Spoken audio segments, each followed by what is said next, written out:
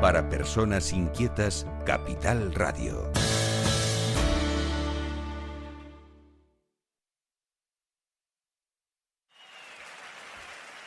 Vosotros sabéis perfectamente dónde está el rompeolas.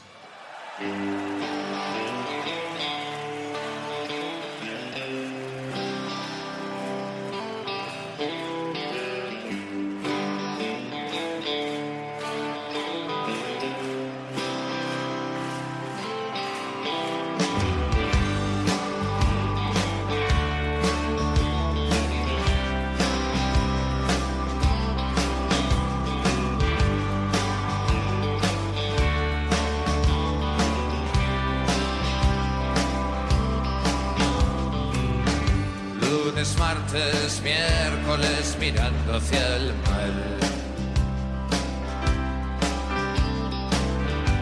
Es un buen lugar para irse al Vidal. Saludos muy cordiales. Dice Fito Páez que en fin, que la vida es como una moneda y que cada uno pues decide en qué gastarla. Saludos o renovados saludos, bienvenidos al Rompeolas. Me mire al pasar. Un Rompeolas que hoy tiene 3 temas muy interesantes. En principio vamos a volar hasta la isla hermana de Gran Canaria. Vamos a hablar ahí con el compañero, con Enrique Betancourt. Él es periodista. Vamos a hablar de un tema, de un último artículo que ha publicado en Canarias Ahora, del grupo del diario.es, y que lleva por título Susanita tiene un ratón y no nada. Es una cosa, un tema muy interesante que lo vamos a tocar con él. Luego vamos a tener mirafondo, como siempre, ese momento de reflexión en el que vamos a disfrutar de unas palabras interesantes de Wyoming, que habla precisamente pues de la sanidad pública. Y por último vamos a terminar el programa hablando con José Gómez Soliño, es catedrático de Filología y ex rector de la Universidad de La Laguna. Vamos a hablar de un tema sí interesantísimo, la defensa de las universidades públicas canarias. Todo eso aquí, con la técnica de Néstor Torazno, aquí en el Rompeolas. Es un buen lugar para irse al Vidal. Bueno, ahí a todo el otro lado tengo a Enrique Betancourt, y les voy a comentar cómo empieza el artículo que vamos a comentar, ¿no? Dice el artículo publicado en Canarias Ahora, del diario.es. El ratón de Susanita, aquella vieja canción infantil, comía chocolate, turrón y bolitas de anís. Le gustaba el fútbol, el cine y el teatro, además de bailar el rock y aspirar a ser una estrella del ajedrez. Aquí está interesante. Buenos días, Enrique. Buenos días, Javier. ¿Qué tal? ¿Qué tal? De escucharnos. Oye, un placer para mí y para mucha gente escucharte, tú lo sabes, ¿sabes? Por cierto, que ayer, bueno, algunos amigos, ya luego te comentaré, que me dieron saludos para ti. Oye, yo leyendo ahora el artículo, Enrique, bueno, ahora no, quiero decirte leyéndolo en este momento, y aspiraba a ser una estrella de ajedrez. En aquel momento, ¿tú crees que ahora aspiraría a ser estrella de ajedrez? No lo sé, seguramente estrella del fútbol, ¿no? Claro. Es más rentable. Sí. Pero me llamaba la atención de estrella del ajedrez, digo yo. Podría ser una corriente de pensamiento de ese momento. Es un toque cultural que le dieron los autores de la canción, ¿no? Sí. No dejarse solo del tema del fútbol, ¿no? Sino Vale. del ajedrez, que es más de minoría, evidentemente. Claro. Bueno, Enrique, la verdad es que dice que cada artículo debe tener un buen reclamo, ¿no? Un buen titular, ¿no? Para que la gente se lance y nade en él, ¿no? ¿Por qué es eso del ratón de Susanita? Sí, por la anécdota, ¿no? Digamos, no es el meollo del tema que vamos a tratar, que fue Ya. Lo del barco del Hantavirus, ¿no? Y su escala en Granadilla, ¿no? Pero sí que tuvo mucha repercusión porque yo creo que se utilizó un asunto, por cierto, sacado de la inteligencia artificial, sin demasiada documentación ni base científica, para poner, digamos, un escollo más a la hora de que el barco pudiera atracar o fondear, como primero inicialmente hizo, en Granadilla, ¿no? Fue respondido después evidentemente con datos y quitándole relevancia esa posibilidad de que las ratas o los ratones saltaran al agua y expandieran el virus, ¿no? Yo creo que era algo bastante bobo, ¿no? Poco responsable, poco fundamentado, ¿no? Pero lo importante era lo otro, lo importante era qué hacer cuando tenemos un caso como este de problema de tipo sanitario global, ¿no? Que afecta, en este caso, a personas que iban en una embarcación. No tiene el meollo y la dureza y la inquietud de lo que fue la pandemia de la COVID, que fue a nivel de todo el mundo y con un virus que ni sabíamos de dónde procedía bien ni cómo afrontarlo. En este caso, pues hay cierto conocimiento del origen, dónde se produce, hasta dónde llega, y luego es mucho más acotado que el tema de la COVID. Pero bueno, nos afectó en este caso directamente porque el barco, aunque venía del norte del sur del planeta, terminó llegando a Canarias, otras cosas porque primero pasó por Cabo Verde, y Cabo Verde ya nos envidia, y creo que nos debería envidiar por nuestro sistema sanitario y nuestro sistema de emergencia. No estaban en condiciones de afrontarlo, y por eso la Convención de Naciones Unidas, sobre todo a través de la Organización Mundial de la Salud, decidió que el desembarco se produjera en un puerto canario. Claro, a ti no te sorprende, por ejemplo, ya antes estabas tocando el tema de la inteligencia artificial, ¿no? O sea, a veces, no sé, salpican a los medios, en fin, a la gente, las cuestiones que hacen, y de repente ves tú y dices, pero ¿cómo es posible? ¿Cómo es posible? O sea, que a veces uno debería confiar plenamente en los jefes de la manada, digamos, ¿no? En la gente que está dirigiendo el cotarro, ¿no? Y de repente te encuentras con esas cosas, porque yo creo que en este tema hay un previo, un antes, durante y un después que continúa con la misma historia. ¿Tú con eso cómo lo ves? Bueno, la inteligencia artificial siempre estaba a copiar exámenes, ¿no? Por lo que había estos días con la selectividad que intentan controlarla. Sí. Imagino que para hacer libros y artículos periodísticos, pues te la debe hacer en 2 minutos, ¿no? Sin tener que esforzarte, ¿no? Dejémosla ahí y utilicémosla con prudencia, ¿no? Lo otro, yo creo que nos lo puso sobre la mesa el tema del COVID, y ahora, en otra medida de este asunto, tenemos que confiar en las autoridades sanitarias y en los que saben, ¿no? Que, por cierto, cuando ocurren estos temas, de repente surgen tertulianos que también saben de esto, ¿no?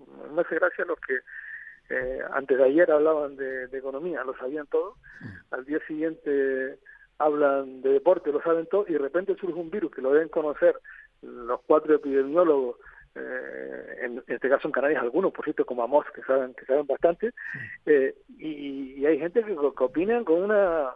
No, yo creo que hay que, en este caso, escuchar, atender a lo que dicen las organizaciones sanitarias, especialmente la OMS y el resto de colectivos de ese mundo, y luego actuar con prudencia, que es como se debe actuar. Y yo creo que en este caso se actuó con bastante prudencia, ¿no? Incluso yo creo que excesiva. Yo no era partidario de que tuvieran que fondear, que me parece que le creaba más problemas a la hora de hacer la operativa y a los propios pasajeros que tenían que desembarcar, ¿no? Pero se hizo eso con muchos medios, mucho cuidado, mucha prudencia, sin posibilidad ninguna de contacto con la población, y siguiendo las recomendaciones de los que más saben en este asunto, ¿no?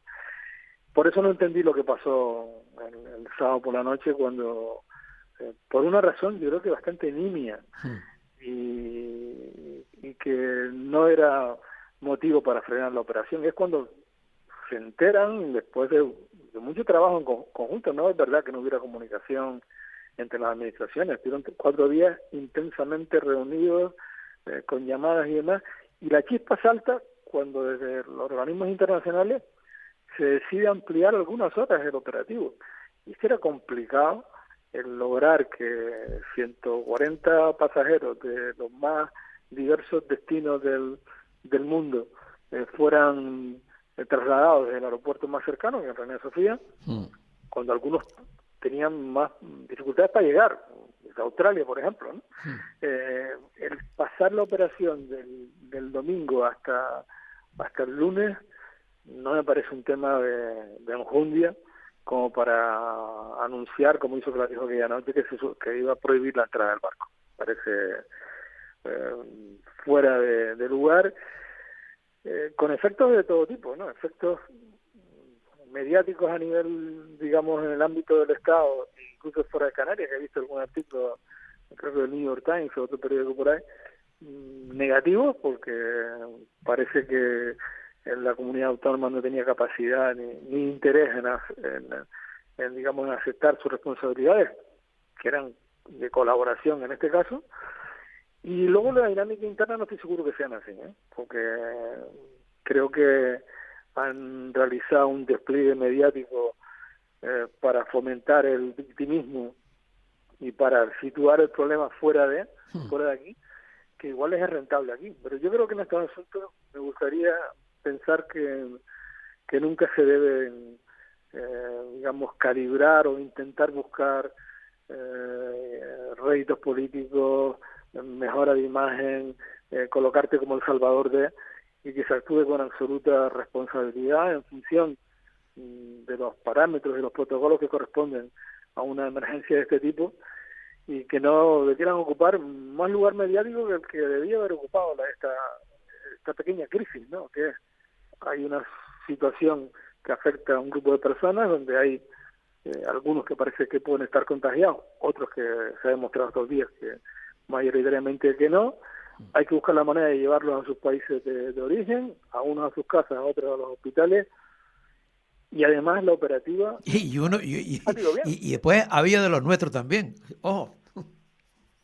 Sí, pero digo que encima recibe la felicitación de la Organización Mundial de la Salud, de la Unión Europea, de la Unión Europea en su conjunto, me refiero, de los máximos órganos de la Unión Europea. Parece que se hizo bien, y lo que podríamos estar satisfechos es que se hizo muy bien las cosas, que tenemos capacidad para hacerlas, que las hemos hecho en situaciones muy difíciles. Yo me acordaba estos días de cuando empezó el COVID, ¿no? Que también empezó por Canarias, ¿no? ¿Recuerdas aquel caso? Sí, en las Américas. ¿Dónde fue? En América, sí. Cuando se recluyó a toda la gente en el hotel, ¿no? Y no pasó nada, se hizo bien. De hecho, tuvimos muy buenos datos en su conjunto en aquella pandemia, ¿no?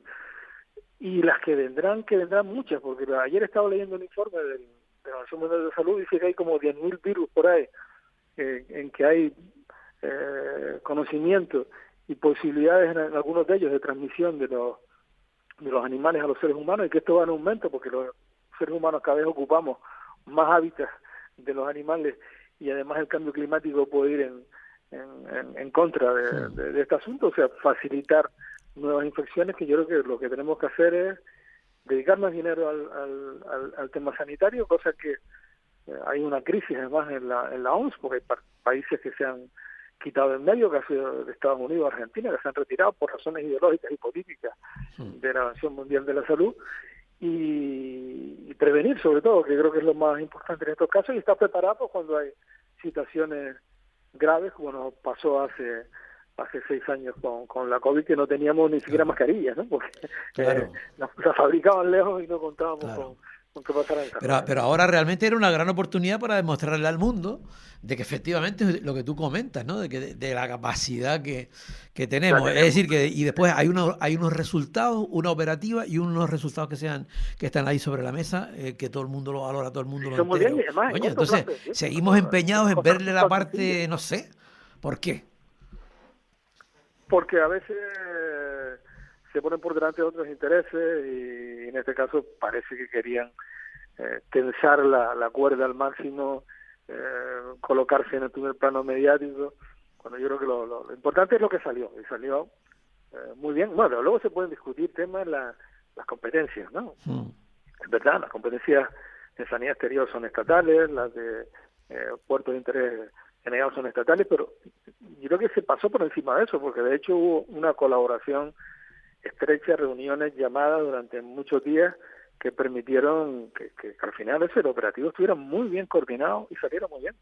Pero bueno, estamos en una época en que todo tiene siempre su cara B, y sobre todo su tensionamiento, su parte de bulos y de información, su gran parte de todo.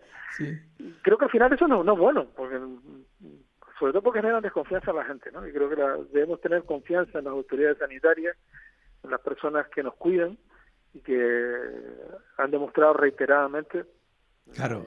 Profesionales que merecen todo Sí, pero nuestro apoyo. el profesional, Enrique, muchas veces está en otro plano. Porque, por ejemplo, antes estabas comentando tú el tema de, por ejemplo, un ejemplo. Yo estaba viendo el otro día como un influencer y un dermatólogo hablando del tema de la crema solar, ¿no? Y entonces el Sí. influencer, o sea, y se le daba cancha y Bueno, o salida vete, no, al influencer. un Entonces, futbolista, ¿eh? un futbolista de Atlético de Madrid que dice que las gemas solares no sirven para nada, Sí, sí, o sí. que hay que utilizar determinado tipo de iluminación en tu casa y demás, Sí. sin ninguna base científica, y tiene una repercusión probablemente mayor que lo que planteas tú, Sí, que una persona seguro, que ha dedicado toda seguro. su vida a estudiar el tema, ¿no? Claro, claro. Entonces, ¿dónde está el problema? Quizá el problema Bueno, está recuerda en que en la quién se le pandemia de da la la COVID, opción a que hable eso, ¿no? ¿O qué? en la pandemia de la COVID, Trump llegó a recomendar el uso de lejía, ¿no? Sí, sí. Por disparates que no sea, o sea que, no, yo creo que hay Qué pena que que... no se la tomara. A ver si está No, buena. yo creo que la recomendó, pero para los demás, sí, sí.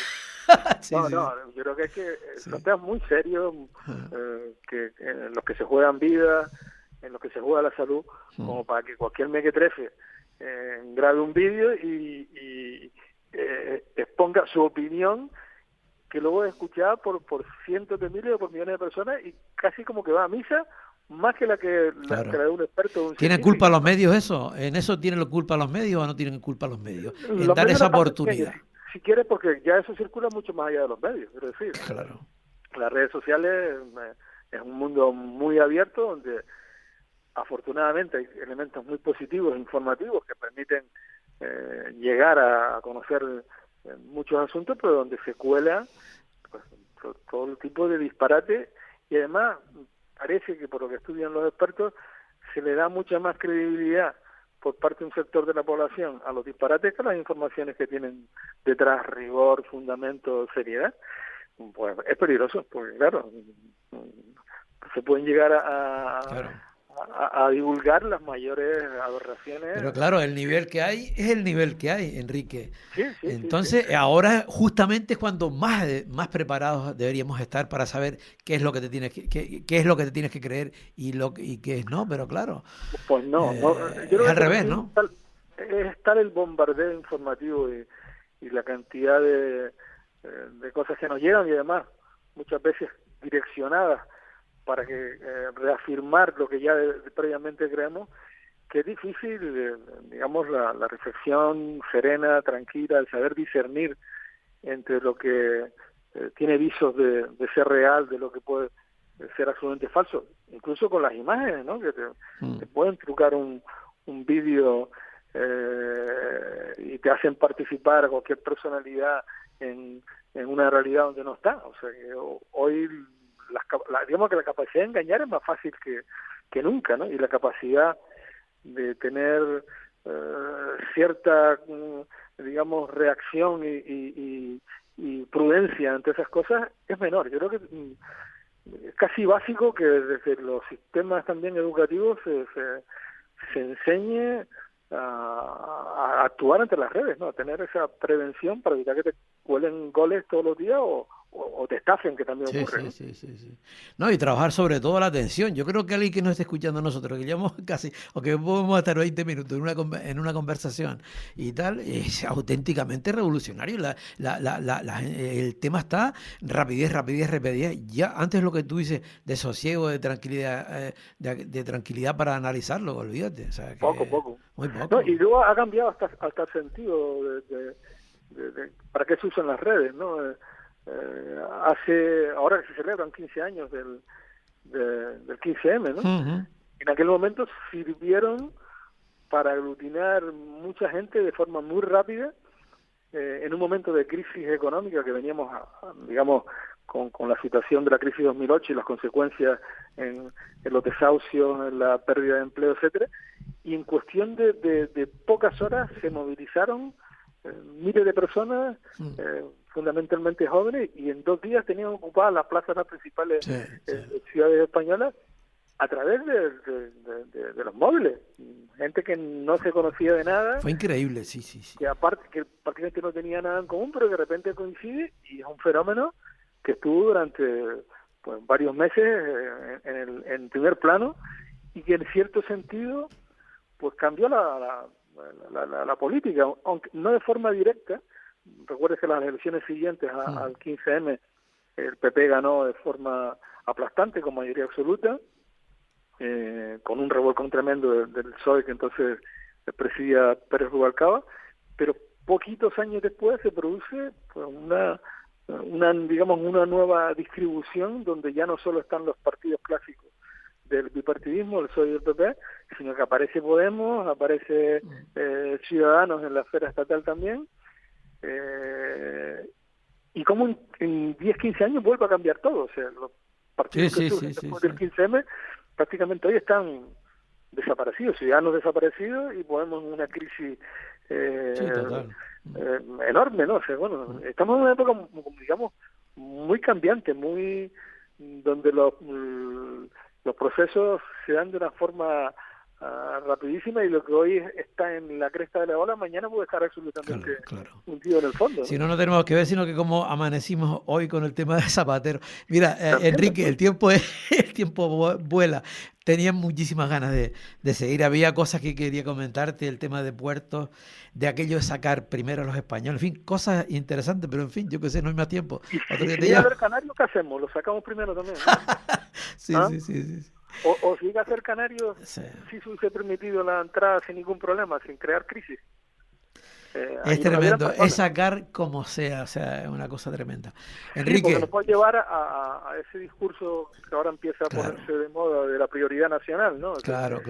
En las urgencias acá atendemos primero, ¿por nacionalidad o por enfermedad? Sí, no, se nota claramente. Por enfermedad, y un médico lo hará siempre así, porque tendrá en cuenta la gravedad o no de la situación para atender a un paciente en urgencia, no mirar al camino. Antes era así, ahora no sabemos, ¿viste? Sí, pero debe ser así, ¿no? Claro, total. Bueno, Enrique, un abrazo, y otro día te llamo y seguimos hablando, ¿vale? Sí, y sigo pendiente de una cosa, que hacer un encuentro pero presencial en Tenerife, por supuesto. Vale, perfecto. Sí. Bueno, ya me pongo en contacto contigo y lo montamos, sin ningún problema. ¿Vale? Un abrazo. Venga, un abrazo. Chao. Adiós. Chao. Estás escuchando El Rompeolas con Javier Rodríguez. Capital Radio. Para personas inquietas, Capital Radio. Hoy me he visto como quiero, sin permiso, sin miedo. Con Webe lo hago así. Lo quiero hoy, pago en 6 meses, sí. Sin intereses, sin complicaciones. Fácil, claro, sin presiones. Pídela en tienda o en la web. Y sé quién quiere ser. Webe. ¿Una propiedad que vender? ¿Una herencia que gestionar? No te compliques más. En Proyectos Insulares valoramos tu patrimonio y te damos la mejor solución. Somos asesores inmobiliarios con experiencia y ponemos todo nuestro conocimiento a tu servicio. Llama ya al 922 22 66 12 o entra en proyectosinsulares.es. Proyectos Insulares. Tu tranquilidad, nuestro proyecto. El próximo 18 de julio, disfruta en el Tenerife Cook Music Fest de la experiencia del verano con las actuaciones de Elvis Crespo, Luis Enrique, Tito Nieves, Sergio Vargas y Hermanos Rosario. Compra ya tus entradas en cookmusicfest.es. Colaboran Vinter, Armas Transmediterránea y Clínica Paule. En Dormitorum hemos subido el nivel del descanso y bajado los precios. Ahora 65% de descuento más un 15% extra en colchones, canapés, sofás, bases, almohadas y todos los productos para tu descanso. Ven a cualquiera de nuestras 25 tiendas en Canarias o llámanos al 699 98 97. Abiertos 24 horas en dormitorum.es. Confía en Dormitorum. Gente despierta. ¿Te surge una duda y fuera del horario de oficina? ¿Prefieres resolverlo desde casa o desde la playa? En Caja 7 te atendemos cuando lo necesitas, a través de la app, WhatsApp o email, de forma sencilla y cercana, porque estar cerca no siempre es cuestión de distancia. Más información en cajasiete.com/te atendemos. Cuando pierdes a un ser querido, puede que dispongas o no de seguro de decesos. No te preocupes. En cualquiera de los dos casos, en Velatorio Mémora La Laguna, te atenderemos y ofreceremos todos nuestros servicios. O puede que tengas dudas si trabajamos o no con tu compañía. No te preocupes.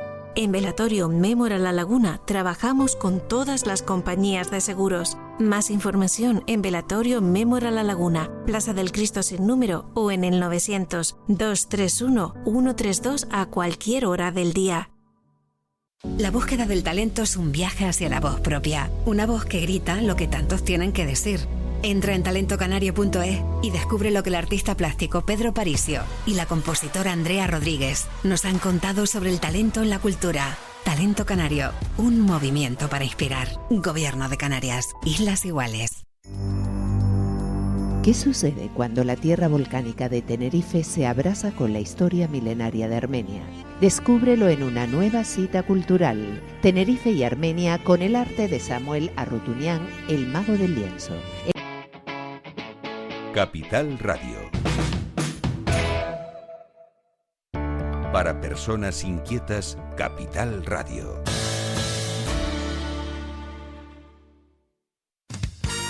Escuchas El Rompeolas con Javier Rodríguez.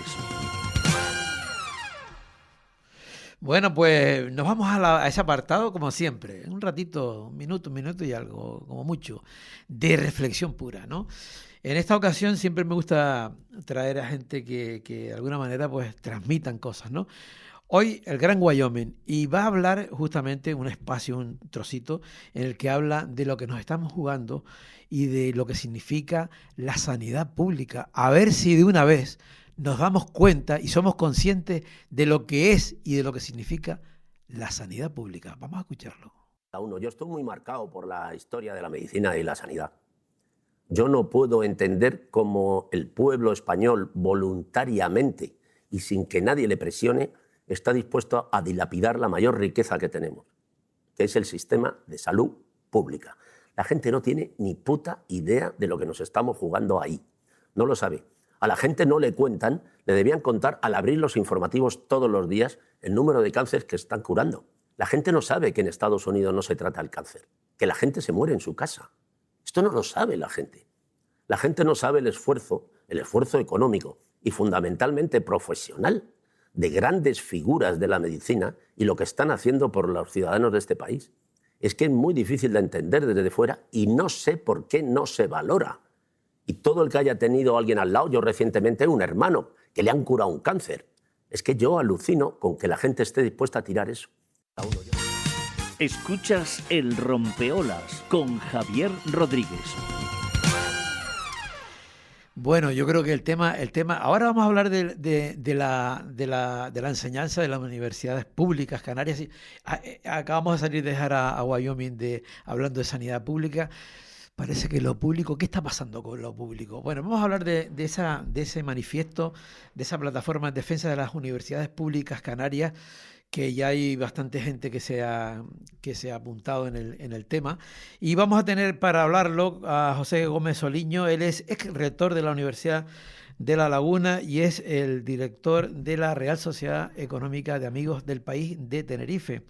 Y justamente ahí se llevó a cabo el otro día pues esa firma, ¿no? Esa reunión pues para apoyo a esa plataforma. José, buenos días. Hola, buenos días, Javier. Buenos días, ¿qué tal? Es curioso, me acaba de pasar una cosa con José Gómez Soliño. Paseaba yo por la laguna y entonces él venía hacia abajo, pero nosotros no nos conocemos de nada, ¿no? Habíamos hablado por teléfono, pero no nos conocemos. Y de repente le digo, vamos a hablar un rato. Y me dice José, ¿y de qué? No sabía quién era yo, ¿no? Curioso las cosas, ¿no, José? Sí, la verdad, pero también eso habla a favor de La Laguna, ¿no? Una ciudad donde la ciudadanía se encuentra en la calle paseando y donde no solamente hablamos por teléfono y por medios, digamos, telemáticos, sino también mirándonos a la cara, que es como debe hablarse, creo yo. Qué bueno, y mirándonos, exactamente. Bueno, cuéntanos, José, mucho tiempo también al frente de la universidad. Ahora llevas el tema de la Real Sociedad Económica de Amigos del País y se han puesto de acuerdo, que el otro día me decía un compañero de la Universidad de Las Palmas, me decía, menos mal que van unidos en algo. Me decía cuando veía que se habían unido en torno al manifiesto. Sí, bueno, hay más asuntos en los que las dos universidades ya actúan unidas. Hay una excelente colaboración entre ambas universidades, pero en este caso también, por supuesto. La iniciativa partió de las dos reales sociedades, la de Tenerife y la de Las Palmas, que siguiendo un poco nuestro ADN, que está basado en la defensa de la ciencia, de la educación y de la cultura como caminos y motores del progreso, pues veíamos con preocupación la deriva que está tomando la educación superior en Canarias y decidimos lanzar un manifiesto a favor de la defensa de la universidad pública, tanto la de La Laguna como la de Gran Canaria. Claro. José, tú tuviste tiempo ya hace años de rector de la universidad. Ahora, evidentemente, me imagino que ya jubilado, pues lo ves desde la grada del tema. ¿Tú has palpado ese deterioro de alguna manera, ¿no? Que ahora en lo público, que poco a poco parece que va siendo cada vez más, va creciendo, digamos. Sí, las universidades públicas siempre han tenido digamos, un nivel de financiación por debajo del deseable, ¿no? Si uno quiere una universidad de calidad, que cumpla con su función social, de servir de ascensor para todas aquellas personas que aspiran mediante el esfuerzo a formarse para luego ser útiles a la sociedad, pues siempre han sido entidades que no han recibido la financiación adecuada. Claro, desde los gobiernos se dice que las cantidades invertidas en la universidad, pues que representan un porcentaje alto de lo que es el presupuesto de la comunidad autónoma.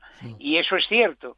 Pero también es cierto que si uno quiere tener una universidad de calidad que compita, digamos, en cuanto a la formación superior de la población canaria, pues debe dotarlas adecuadamente. Y la angustia de todos los rectores, hasta donde yo conozco y la que yo experimenté, es que tienes que hacer virguerías con el dinero que te dan para dar el mejor servicio posible a los alumnos, sabiendo que con un mayor porcentaje de financiación, pues podrías dar un producto de mayor calidad, ¿no? Y la introducción, por ejemplo, de las universidades privadas, de alguna manera hay una cierta segregación, porque antes de alguna manera llegaba, pero ahora, digamos que económicamente se favorece a un determinado sector de la población. Sí, bueno, vamos a ver. Yo quisiera dejar claro que yo personalmente no soy anti-universidad privada, en el sentido de que es un derecho constitucional y que yo estuve, además de mi experiencia en la Universidad de La Laguna y antes en la de Oviedo y antes en la de Glasgow, pues también tengo experiencia, por ejemplo, de una universidad privada como es la Universidad de Stanford en California, que es una universidad privada, pero no es una universidad que tiene un espíritu de lucro, no es una inversión de unos capitales que tratan de recibir unos réditos y unos beneficios mercantilizando la enseñanza superior, ¿no? Si me permites, muy brevemente, mira, sí, claro. La historia de la Universidad de Stanford parte de un señor, John Leland Stanford, que era muy rico, tenía un heredero, y en un viaje de la madre y del hijo a Europa, en Trieste, pues cogió el tifus el niño, el chico, el joven, y murió. Y entonces este señor Leland Stanford se vio de mayor, con una gran riqueza, y sin tener un heredero para su fortuna. Y es fama que dijo en algún momento, dijo que, bueno, ya que Dios me ha privado de mi hijo, todos los jóvenes de California van a ser mis hijos, y voy a crear una universidad para que no tengan que cruzar el país hasta la costa este para estudiar allí en las universidades de la costa este de Estados Unidos. Y así fue como, tirando de un gran rancho que tenía en Stanford, una especie de, imagínate, de la laguna, ¿no? Todo, imagínate el espacio de la laguna completo, desde la Esperanza a las Mercedes, y desde el Púlpito a yo qué sé, a San Roque, todo ese espacio. Tenía un rancho ahí, y ahí creó, con todo el dinero que tenía, que venía de los ferrocarriles, en fin, ahí creó la Universidad de Stanford. Es una gran universidad privada de altísima calidad y que no está montada sobre la idea del espíritu de lucro, ¿no? Pero eso no es lo que está ocurriendo, digamos. Vale. Sí, eso no es lo que está ocurriendo con otras universidades, que algunas de ellas implantadas en Canarias. Cuando uno ve que hay inversores, fondos de inversión que compran esas universidades por miles de millones, y los fondos de inversión, cuando compran una universidad privada, como ha ocurrido recientemente en España, no compran por altruismo, compran porque están buscando un beneficio. Y a eso es a lo que me opongo, ¿no? A considerar la educación como una mercancía que se puede vender, a considerar la educación como un camino hacia el empleo. Hay universidades que se anuncian como la universidad del empleo, como si la formación fuera solo para el empleo y un producto sobre el que se puede invertir para recoger beneficios. Ese tipo de espíritu no es el que, a mi juicio, debe caracterizar a la educación superior, ¿no? Y por eso defiendo la universidad pública, que está abierta a todos, sin ninguna ideología que se imponga, y que trata de formar personas para la vida y no clientes y consumistas para el mercado. Fíjate, José, que me recuerdas a mí, no sé dónde vi el otro día una propaganda en la que se decía que si entrabas en aquel lugar o tomabas o te apuntabas a tal, ibas a aprobar. El foco estaba en aprobar, no estaba en foco en que aprendías o que tal, sino en aprobar. En ese sentido, ¿no? Parece que como el negocio, ¿no? En el negocio, no en el aprendizaje en sí, o sea, sino lo que importa es que tú apruebes y ya está, ¿no?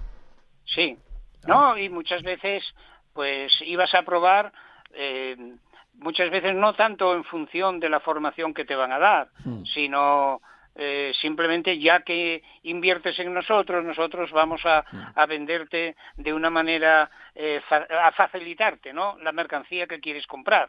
No sé, es una deriva que está tomando la universidad, el sistema universitario español, que francamente no me gusta nada, ¿no? Y luego está también la proliferación de universidades privadas que son más bien chiringuitos, ¿no? Hay necesidad de tantas universidades privadas,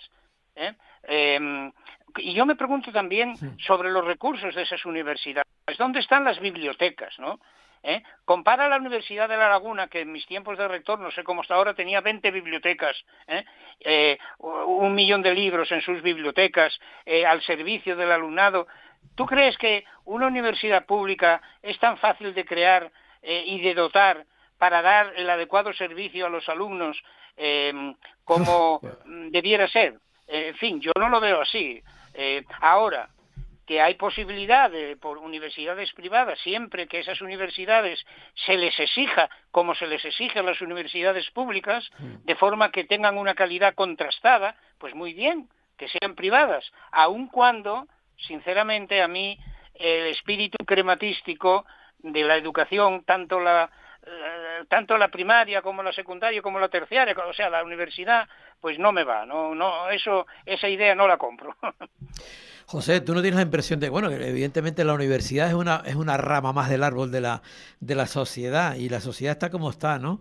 Entonces, claro, al final todo está relacionado una cosa con la otra, ¿no? Sí. La educación es el barómetro más seguro del estado de una sociedad, ¿no? Mira, las sociedades económicas surgieron. La de Gran Canaria cumple este año 250 años. La nuestra los va a cumplir en febrero del próximo año. Y surgieron pues para llevar iniciativas que pudieran crear bienestar y progreso en sus respectivos territorios, en este caso las islas, ¿no? También en el resto de España había sociedades de este tipo. Y había un lema que el propulsor, el promotor de todas estas sociedades en toda España, el conde de Campomanes, acuñó, ¿no? Porque escribió sobre esto, sobre qué debían ser, cómo debían actuar estas sociedades. Y el lema era este: la educación lo es todo. Efectivamente, la educación lo es todo para aquellos que quieren ver progresar, crear bienestar para las sociedades a las que tratan de impulsar.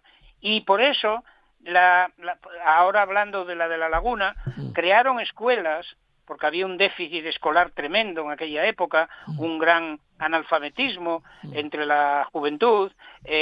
Crearon escuelas públicas y se movieron para introducir la imprenta, que tampoco había imprenta en Canarias hace 250 años. Y además de eso, trabajaron también para crear la Universidad de La Laguna. Es decir, invirtieron esfuerzo, tiempo e incluso dinero en promocionar la educación. Y qué lejos estaban ellos, si hoy lo vieran, en que la educación se iba a convertir en un elemento mercantil, ¿no? Lo que querían era formar personas, formar ciudadanos, para que esos ciudadanos luego actuaran en beneficio de la sociedad, ¿no? Claro. Imagínate tú ahora con la historia como está, ¿no? ¿Tú crees entonces que si algo deberíamos, algo no, por donde el primer peldaño antes de llegar al primer rellano, el primer peldaño es la educación, no hay otra, sería por ahí el cambio real, ¿no?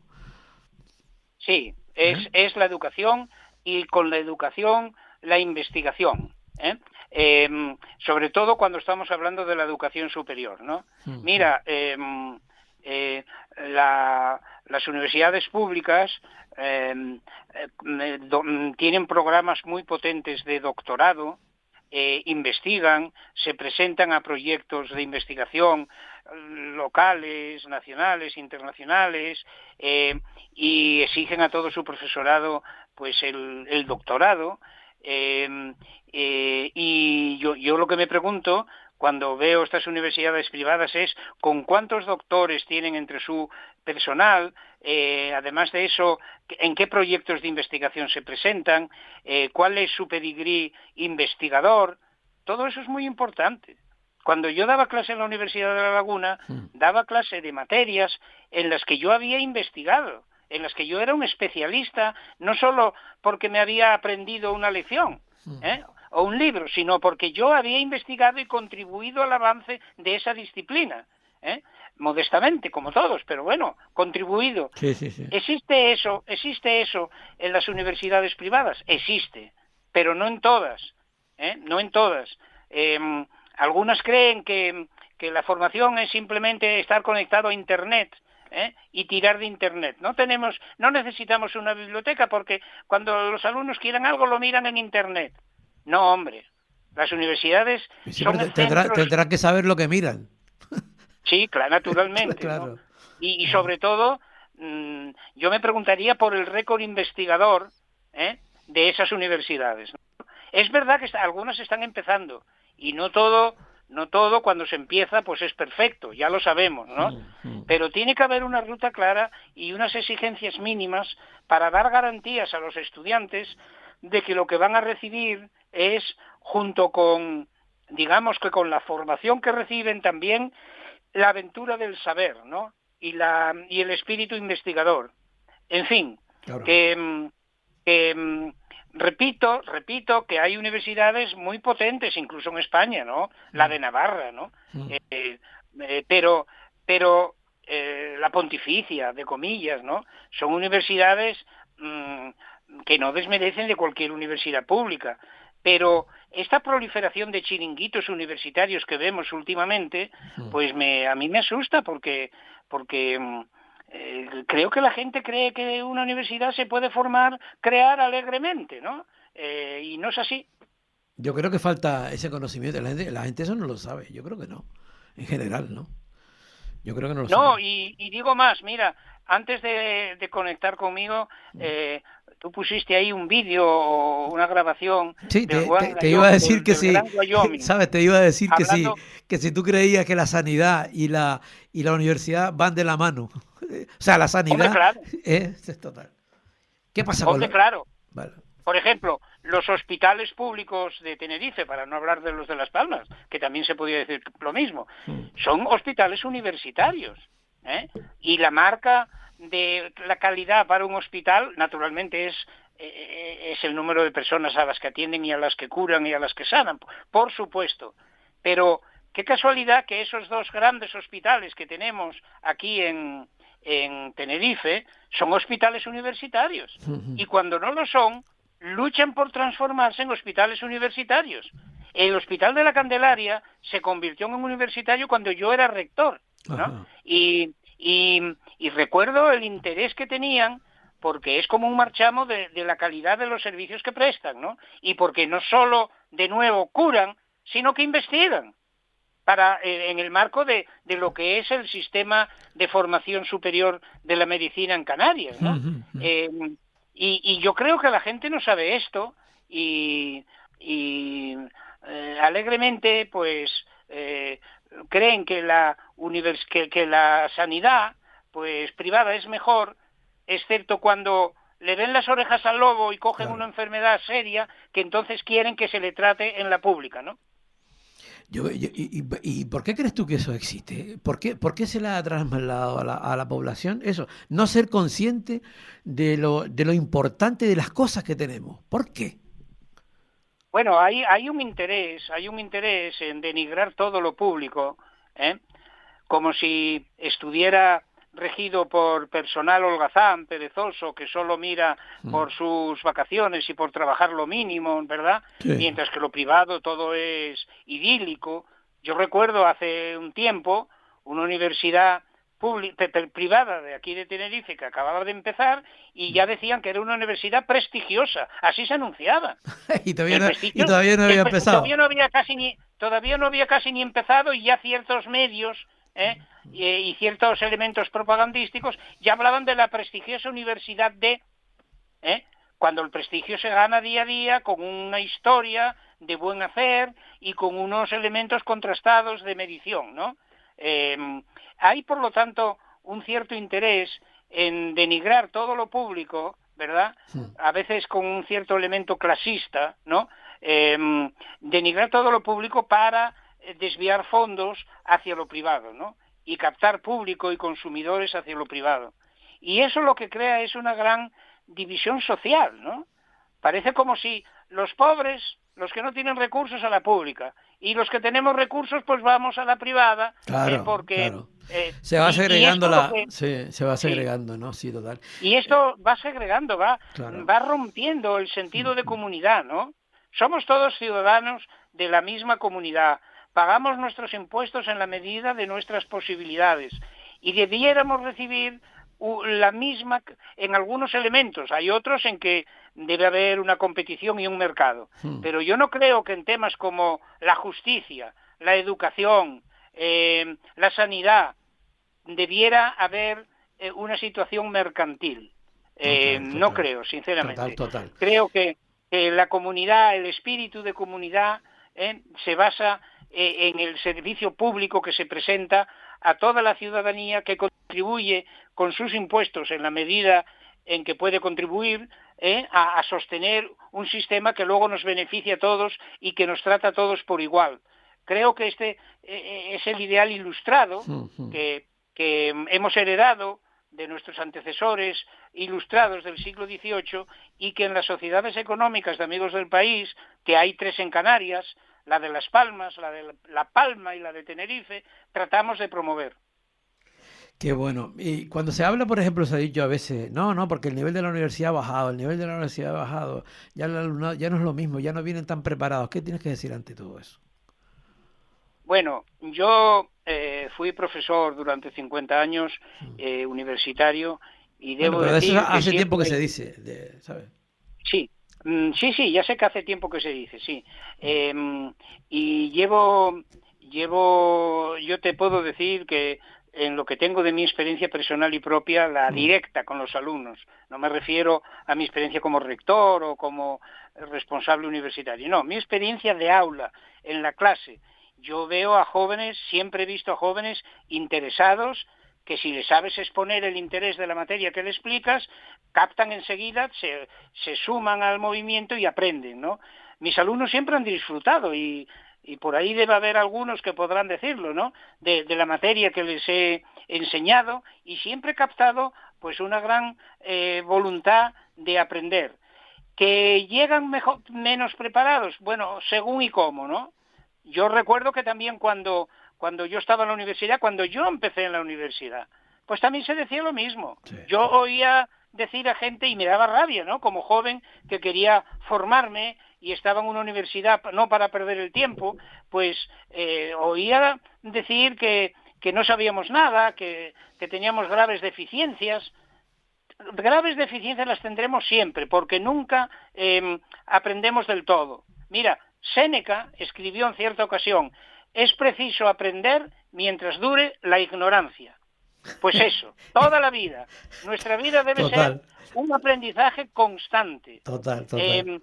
Y llenando las lagunas que tenemos, y además, a medida que sabes más, te vas dando cuenta de que te queda mucho más por saber. Total. Y eso debe crearnos una cierta humildad y estimularnos a aprender y no tanto a denigrar lo que sabemos, ¿no? Exacto. Muy bien, José, se nos fue el tiempo. Como vamos a hacer con aquella frase, educación es todo. Gracias, y otro día te llamo y seguimos conversando un ratillo, ¿vale? Muy bien, un saludo muy cordial a todos cuantos nos han escuchado, y termino como empecé: defendamos lo público. Perfecto. Ese aplauso. Gracias, José. Muy bien. Chao. Gracias. Adiós. Buenas tardes. Adiós. Bueno, muy bien. Bueno, pues nos vamos, ya se nos fue el tiempo, nos separan 7 días, volvemos con una nueva edición del Rompeolas, que la próxima semana va a estar dedicada, como estamos la Semana Canaria, va a estar dedicado a puro contenido canario. Así que nada, hasta entonces, ya saben que aquí en este programa, ese saludo cordial, como antes les comentaba, de Néstor Torenzo, de María Rodríguez, de Asisa Portugués, y de quien les habló, de Javier Rodríguez. 7 días nos volvemos a encontrar aquí, porque en el Rompeolas aún se huele el sol. Chao. Estás escuchando El Rompeolas con Javier Rodríguez.